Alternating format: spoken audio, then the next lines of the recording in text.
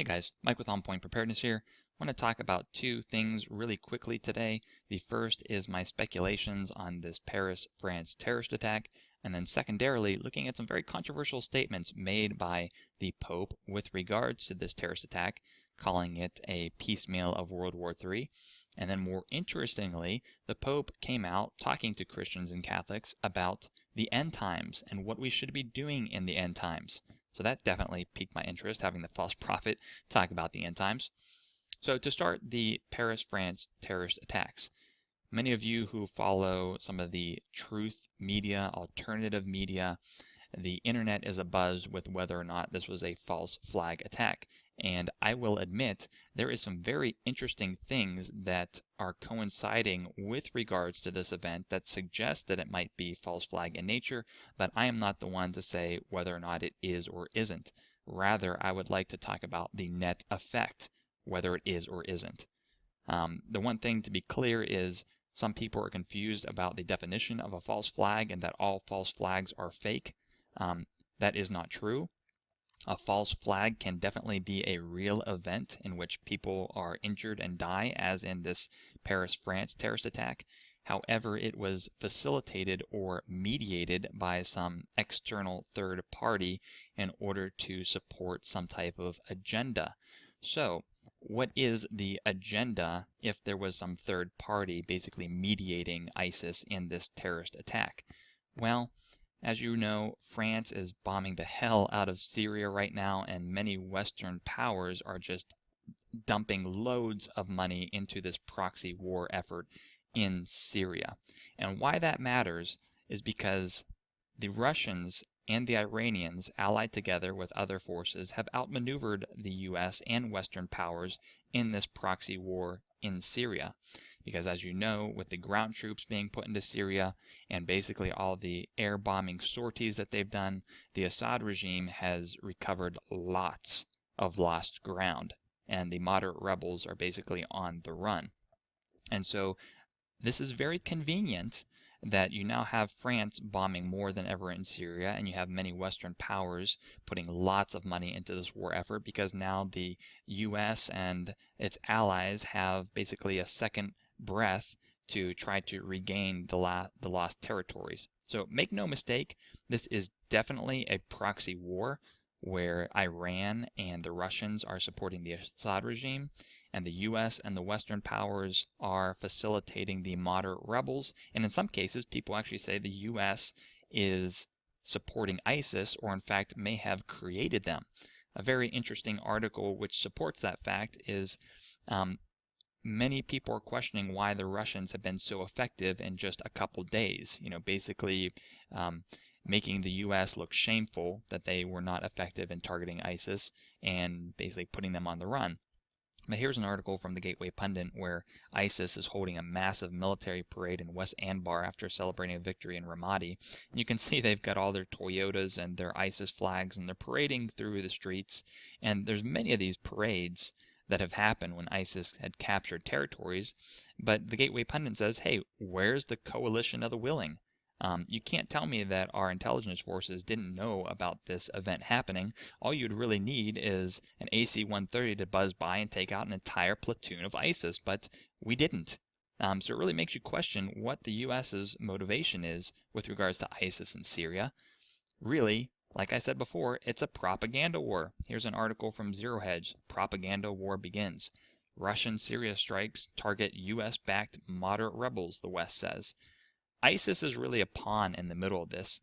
The U.S. says that they're striking ISIS, but they're really striking the Assad regime. The Russia says that they're targeting ISIS, but they're really striking the U.S.-backed moderate rebels. ISIS is getting striked as well, but again, they're just a pawn in this matter. This is truly a proxy war. And so it's just very convenient that you have this event happen at the heels of where the U.S. and Western powers are losing this proxy war in Russia. And this just basically gives the motivation to go in there and have complete public support, much like the public supported the U.S. getting into the Middle East in the first place during the attacks of 9/11. Some other interesting things about whether this may be a false flag attack is through occult symbolism. Round Saturn's Eye did a very nice video on this. As you know, there was about 100 people that died during a death metal concert from this band called Eagles of Death Metal. And as you can see, their album cover just has tons of occult symbolism with the symbols of Saturn, the eagle, most notably the lightning bolt of Satan, which I just did a video on maybe 1 or 2 weeks ago regarding the Pope. So there's a lot of weird things about this. Also some very weird details about how conveniently one of these suicide bombers had a passport on him that linked him to Syria, much like there was that almost perfect condition passport from one of the 9/11 terrorists that basically flew a plane into the World Trade Centers. Have no idea how they got that passport, and thought it was very odd that they recovered a passport off of the quote-unquote suicide bomber. It's like, hey Muhammad, you got your guns, you got your ammo, you got your bombs there. Hey, you got your passport? Okay, good. All right, we're ready to go in here now. Just sort of ridiculous. So again, whether it is a false flag attack or not, it is facilitating an agenda of supporting the U.S. and Western powers and trying to overthrow the Assad regime. Turning our heads to the Pope, as I mentioned in the beginning of this video, he made some very interesting comments here saying that the attack in Paris is a piece of a piecemeal Third World War. That really had the attention of many people, but even more interestingly, the Pope says to look to Jesus and not to horoscopes for guidance. The title doesn't really give a lot of indication as to what he's going to say here in the body. But he says here, at his Angelus address on Sunday, Pope Francis reflected on the readings for this penultimate Sunday of the Church's liturgical year, which speak in apocalyptic terms about the coming of God's kingdom at the end times. And so when you read through this article, he said, the problem is not when these apocalyptic warning signs of the end of this world will occur, he said, but whether we will be ready for the encounter. Similarly, the problem is not how the end of the world will happen, but how we should behave in the meantime. And why I thought this was very interesting is the Pope is saying, don't look to when the end times are going to occur or how they will occur. Just live in the now.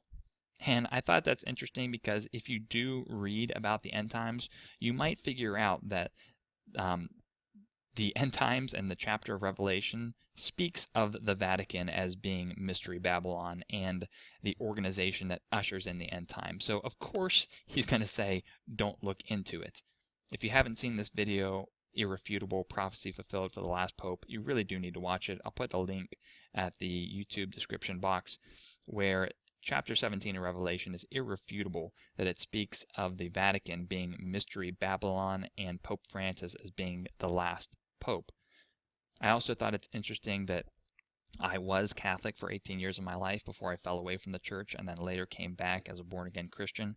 And throughout 18 years of my life being Catholic, there was not one Mass that I attended, and there was not one class in school, Catholic school, where they talk about prophetic end times revelations. They didn't speak about Daniel. They didn't speak about the chapter of Revelation.